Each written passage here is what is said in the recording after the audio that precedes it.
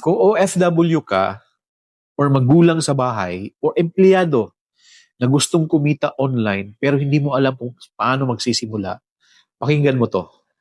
Hello guys, kumusta kayo? Salamat sa interest niyong mapanood ang video na to. Kasi katulad mo, ako rin dati, curious. Naghahanap, nalilito kung saan magsisimula.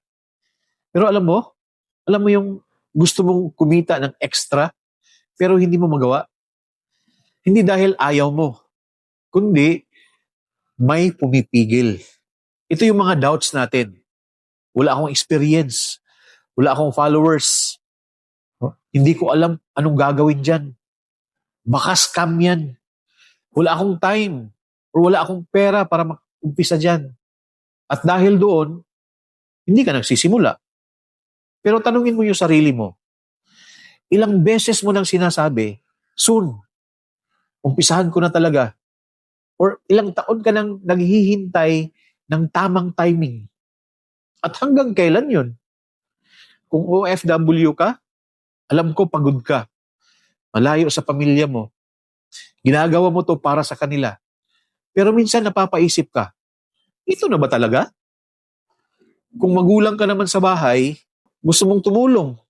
Gusto mong may maambag. Pero hindi mo alam kung saan magsisimula. Kung may trabaho ka naman, oo, may income ka. Pero parang kulang pa rin. Paulit-ulit ang routine. Parang wala kang freedom. At ang pinakamasakit, hindi dahil mahirap ang buhay. Kundi, alam mong may kaya kang gawin, pero hindi mo ginagawa. Habang hindi ka gumagalaw, tumataas ang bills, tumataas ang presyo. Gasoline ngayon, napakataas.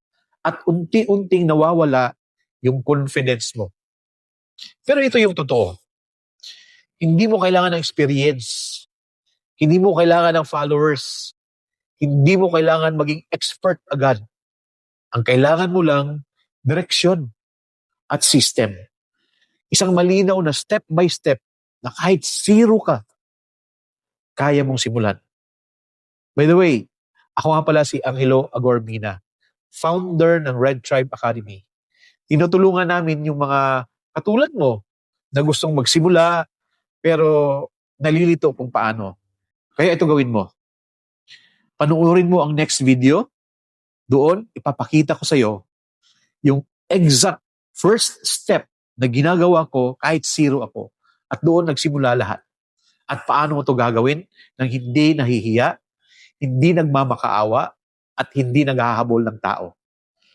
Kasi ang totoo, hindi opportunity ang kulang mo. Direksyon lang.